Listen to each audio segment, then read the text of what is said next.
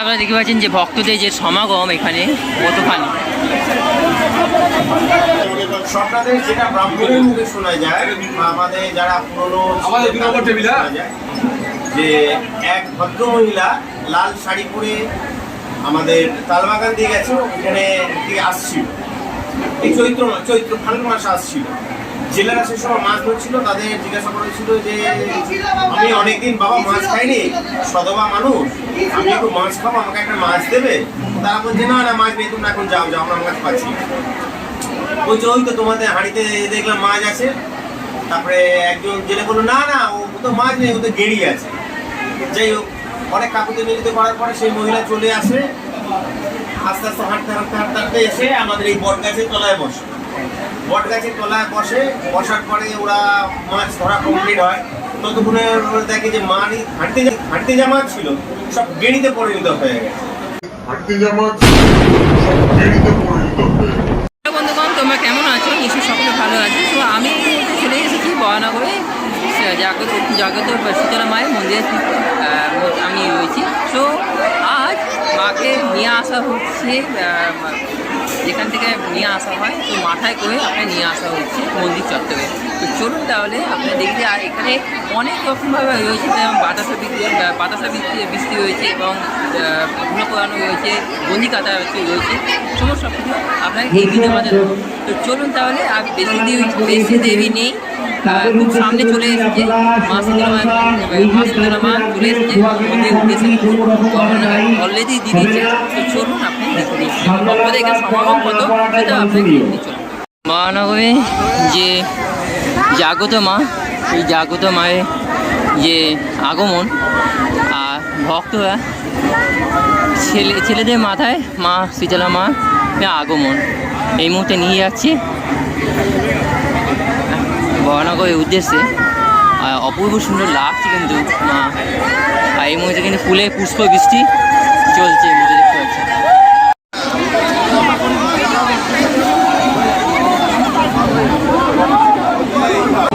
উৎসবের অঙ্গনে আজ সবার আমন্ত্রণ, উৎসবের অঙ্গনে আজ সবার আমন্ত্রণ, উৎসবের শুভালোকে আজ আলোকিত মন, উৎসবের শুভালোকে আজ আলোকিত মন, উৎসবের ক্রস করছে টপিং রোড।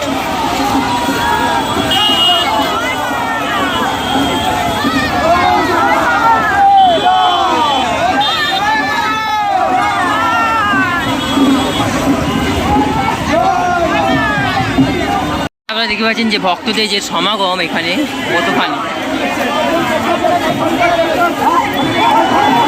দেখতে পাচ্ছেন যে ভক্তদের সমাগম কতখানি সেটা আপনারা দেখতে পাচ্ছেন।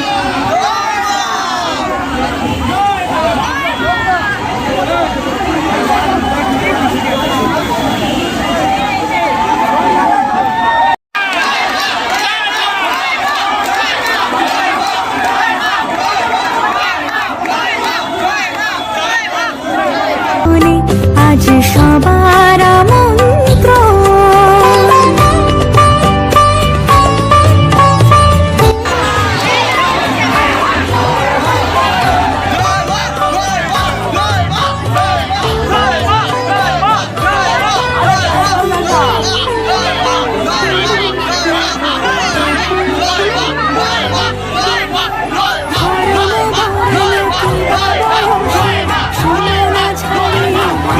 আস্তে আস্তে মন্দিরের উদ্দেশ্যে যাচ্ছে আস্তে আস্তে।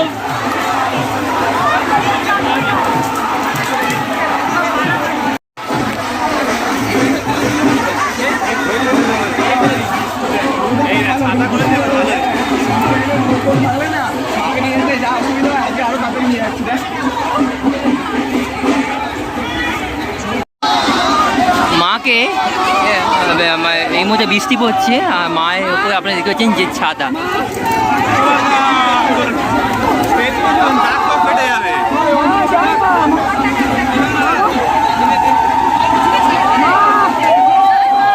খুলতে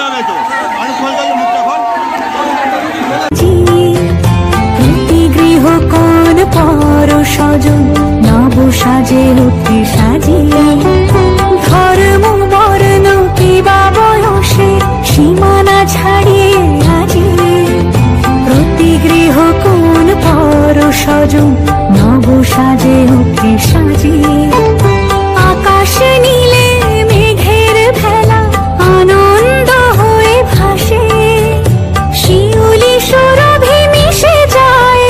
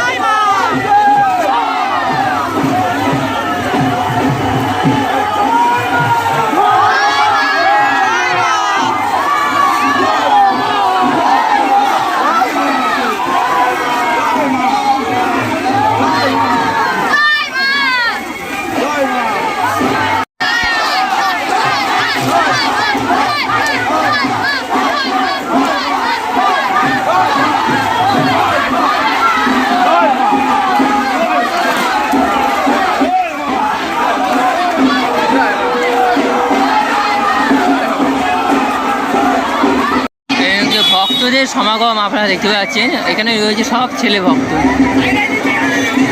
আর মাকে নিয়ে আসা হচ্ছে এখন মন্দিরে উদ্দেশ্যে।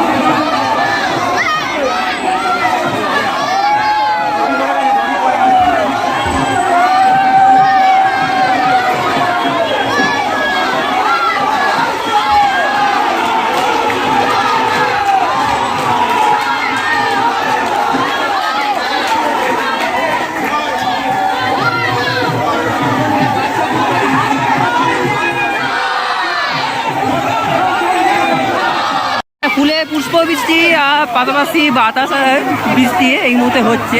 ভক্তরা এই মুহূর্তে টিকছে, আপনারা দেখতে পাচ্ছেন।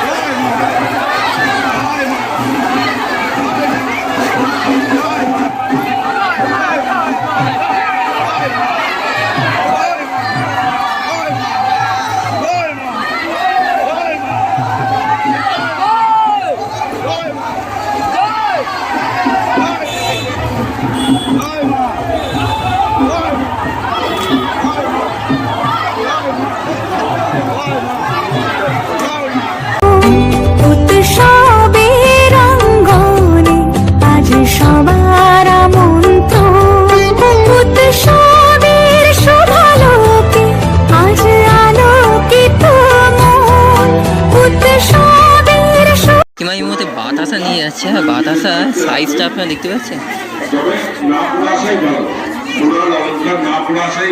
কতটা বড় সাইজের বাতাসা। আমি তো কখনো দেখিনি, এই জাস্ট প্রথম দেখলাম। তো আমি এই মুহূর্তে রয়েছি বরানগরে শ্রী শ্রী শীতলা মাতার মন্দিরের ঠিক সামনে। আর এখানে আপনারা দেখতে পাচ্ছেন যে ভক্তবৃন্দরা এখানে পুজো দিচ্ছে। তার পাশাপাশি এইখানে যে সিংহাসন আপনারা দেখতে পাচ্ছেন, এই জায়গায় মা আসবে। এই জায়গাতে অপূর্ব সুন্দর লাগছে কিন্তু মন্দির চত্বর। আলোকে আজ আলোকিত মন ভক্তবৃন্দরা এখানে পুজো দিতে এসেছেন ডালা নিয়ে। এখানে আপনারা দেখতে পাচ্ছেন যতদূর এখানে ডালা নিয়ে আছেন। তার পাশাপাশি এই মন্দির চত্বরটায়, এই মন্দির চত্বর অনেকটা কিন্তু বড়। এখানে রয়েছে মায়ের গর্ভগৃহ। তার পাশাপাশি ওপরে রয়েছে আপনারা দেখতে পাচ্ছেন যে শিব এবং আরও অনেক বিগ্রহ রয়েছে এখানে আপনারা দেখতে পাচ্ছেন। তার পাশাপাশি মন্দিরের ভেতর সাইডেও কিন্তু রয়েছে অনেক বিগ্রহ। ওপরে আপনারা দেখতে পাচ্ছেন নানান কিন্তু কলঙ্কার রয়েছে ওপরে। আর চলুন তাহলে শীতলা মায়ের আসার জন্য অপেক্ষা করি আমরা। সবে রঙ্গনে আজ সবার মন্ত্র। প্রত্যেকটা ভক্তবৃন্দরা এখানে আপনারা দেখতে পাচ্ছেন যে মোমবাতি এবং ধূপ ধুনো দিয়ে এখানে কিন্তু পুজো করছে। এখানে আপনারা দেখতে পাচ্ছেন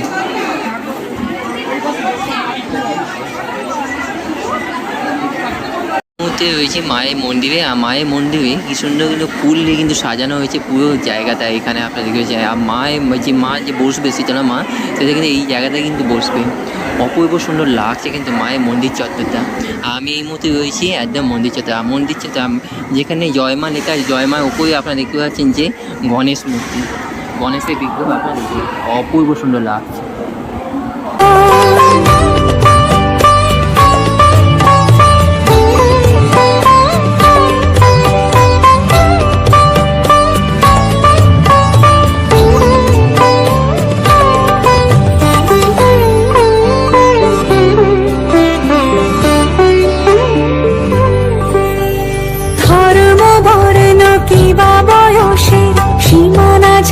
ভোগের ঘর এখানে আপনারা দেখতে পাচ্ছেন সবাই ফল থেকে আরম্ভ করে বাতাসা থেকে আরম্ভ করে সব কিন্তু এখানে রাখা হয়েছে। স্টিলের ড্রামে চন্দ্রমিত্র খোলা হয়। স্টিলের ড্রামে চন্দ্রমিত্র খোলা হয়। চন্দ্রমিত্র স্টিলের ড্রামে খোলা হয়, এইটা কিন্তু একটা ইউনিক পয়েন্ট। এখানে আপনারা দেখতে পাচ্ছেন ব্যাগে করে রয়েছে সব কিন্তু প্রসাদ। এখানে যারা যারা প্রসাদে যে দিচ্ছে, এখানে প্রসাদে পুরো জায়গাতে কিন্তু ব্যাগে করে রয়েছে। এটা কিন্তু একটা ইউনিক পয়েন্ট দেখলাম। কোনো মন্দিরে কিন্তু এরকম ব্যাগে করে দেওয়া হয় না। এইখানেই আমি প্রথম দেখলাম যে ব্যাগে করে দেওয়া হচ্ছে। ভক্তবৃন্দরা এখানে পুজো দিচ্ছে, তাদের এখানে ফুল এবং তার পাশাপাশি এখানে আপনারা দেখেছেন ডাবু রয়েছে। যেরকম দেখালাম প্রসাদের ব্যাগ, এখানেও কিন্তু রয়েছে প্রসাদের ব্যাগ। ঘর কিন্তু কম পড়ে যাবে, তার কারণ এত প্রসাদের ব্যাগ আপনারা দেখতে পাচ্ছেন যে ঘর কিন্তু অল্প হলেও তো একটু কম পড়ে যাবে। নমস্কার, আমি হচ্ছে অনুপ কুমার দাস, শীতলা মাতাদের বারোয়ারি পুজো কমিটি একনিষ্ঠ সদস্য। এই পুজোটা কত বছরের ধরে চলছে? প্রায় 3.5 বছরের অধিক। শুরু থেকে কি মায়ের এবং ভক্তের কাজেই আছে? মানে যত দিন বেড়েছে আরো ভক্তের সংখ্যা বাড়ছে। এটা প্রথম থেকে মাথায় ঠাকুর আসে একদম প্রথম থেকে। এই পুজোটার জন্য কি কোনো স্বপ্নাদেশ ছিল এরকম ভাবেই মাকে আনতে হবে? স্বপ্নাদেশ যেটা ব্রাহ্মণের মুখে শোনা যায়, আমাদের যারা পুরনো শোনা যায় যে এক ভদ্র মহিলা লাল শাড়ি পরে আমাদের তালবাগান দিয়ে গেছে, ওখানে আসছিল। এই চৈত্র ফাল্গুন মাসে আসছিল। জেলেরা সে সময় মাছ ধরছিল, তাদের জিজ্ঞাসা করেছিল যে আমি অনেকদিন বাবা মাছ খাইনি, সদবা মানুষ, আমি একটু মাছ খাবো, আমাকে একটা মাছ দেবে? তারা বলছে না না মাছ নেই, তোমরা এখন যাও যাও, আমরা মাছ পাচ্ছি। বলছে ওই তো তোমাদের হাঁড়িতে দেখলাম মাছ আছে। তারপরে একজন জেলে বললো না না ও তো মাছ নেই, ও তো গেড়ি আছে। যাই হোক, অনেক কাকুতি মিলিত করার পরে সেই মহিলা চলে আসে। আস্তে আস্তে হাঁটতে হাঁটতে হাঁটতে হাঁটতে এসে আমাদের এই বট গাছের তলায় বসে। বট গাছের তলায় বসার পরে ওরা মাছ ধরা কমপ্লিট হয়। ততক্ষণে দেখে যে মারি হাঁটতে যা মাছ ছিল সব গেড়িতে পরিণত হয়ে গেছে। তখন ওদের ভুলটা বুঝতে পারে যে নিশ্চয়ই কোনো মানে কিছু একটা ব্যাপার আছে, নাহলে তো হতে পারে না, আমরা গেড়ি বললাম গেড়ি হয়ে গেল।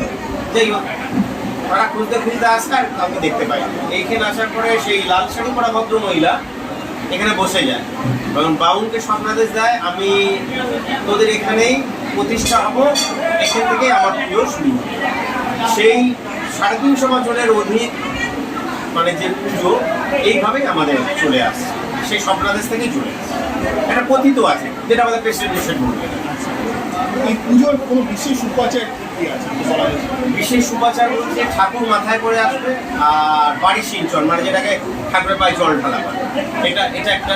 2 নম্বর, ঠাকুর ঢুকে যাবার পরে প্রাণ প্রতিষ্ঠা হবে, ঘট প্রতিষ্ঠা হবে, তারপরে ডন্ডি কাটা শুরু হবে, যার যা মানত থাকে ডন্ডি কাটা শুরু হবে।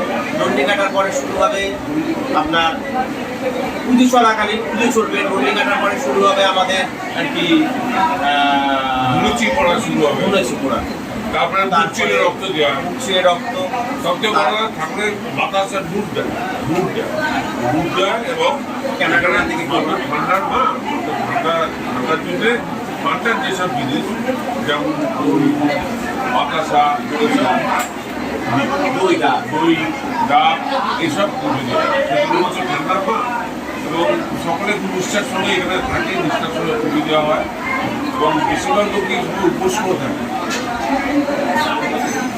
আর এরপর আমার কালী পুজো হবে রাত্রি, ওটার পর কালী পুজো হবে, রক্ষা কালী, শীতলা মাতা এবং রক্ষা কালী। আর সব ঠাকুরই কিন্তু কালকে সকলের মধ্যে শীতলা মা এখানে বসে যাবে, আগের বারটা এখানে আছে, এবারটা এখানে বসবে, আর কালী মাতা রাত্রে আসবে। ঠিক আছে, আমাদের যা আছে সব মায়ের সব শোনা দেনা ওসব করিয়ে আমরা পুজো দিই। ঠিক আছে, আর আমরা দেখতেই পাচ্ছি পুজোতে প্রায় 6,000 উপর ডালা পড়ে, ডালা পড়ে। আর এরপরে বুক চেনে রক্ত দেওয়া বা মুড়ি করা শুরু হবে এখান থেকে পুরো রাস্তাতে। আর আমাদের এখানে একটা ঠাকুর পুকুর আছে, ওই পুকুরে সব চান করে এখানে দণ্ডিঘাট থেকে একটা আসে, ওই গঙ্গা থেকেও আসে দণ্ডিঘাট থেকে। সেটা কি মানে ঠাকুর আসার পরেই গন্ডিকাটা স্টার্ট হয়? হ্যাঁ, ঠাকুর আসার পর ঠাকুরের পাল প্রতিষ্ঠা হয়, তারপরে এসব কাজগুলো শুরু হয়। আমাদের মায়ের হচ্ছে 2টো হাত আর জিভ বার করা থাকে।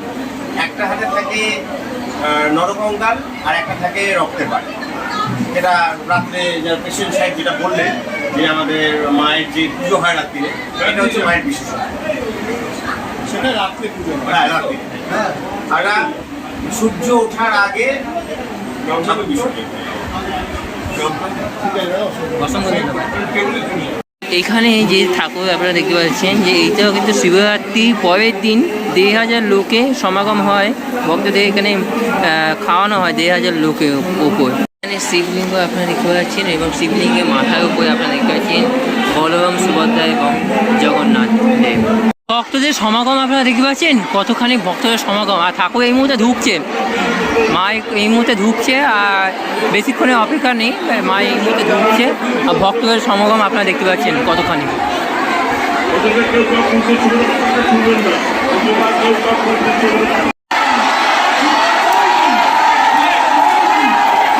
এই মুহূর্তে বাতাবি বৃষ্টি শুরু হয়ে গেছে অলমোস্ট।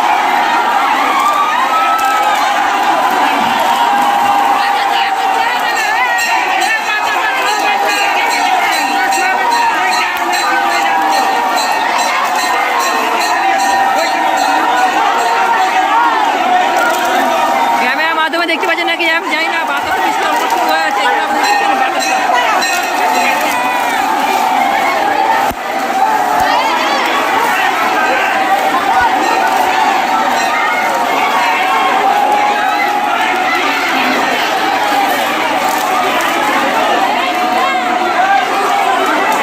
এই মুহূর্তে মা প্রবেশ করছে মন্দিরের উদ্দেশ্যে, মা গর্ভগৃহে প্রবেশ করছে এই মুহূর্তে।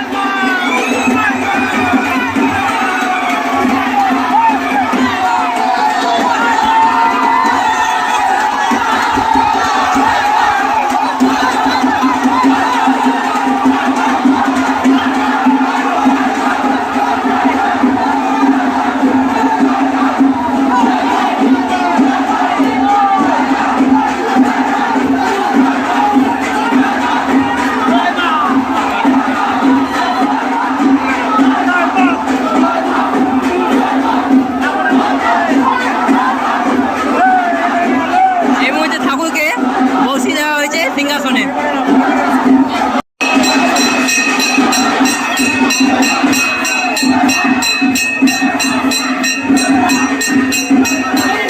মাকে এখানে বসানো হয়েছে আর এই মুহূর্তে কিন্তু প্রাণ প্রতিষ্ঠা হবে আর কিছুক্ষণের ভেতর প্রাণ প্রতিষ্ঠা।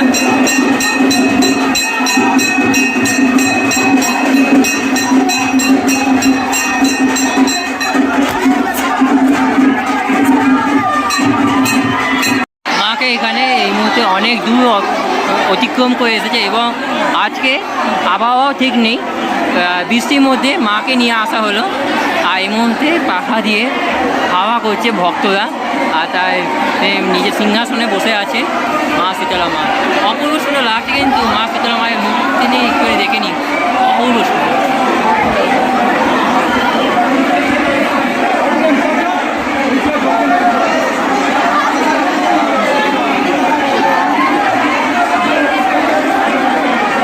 আপনারা দেখতে পাচ্ছেন যে ভক্তদের সমাগম দেখুন, কয়েক হাজার মানুষ।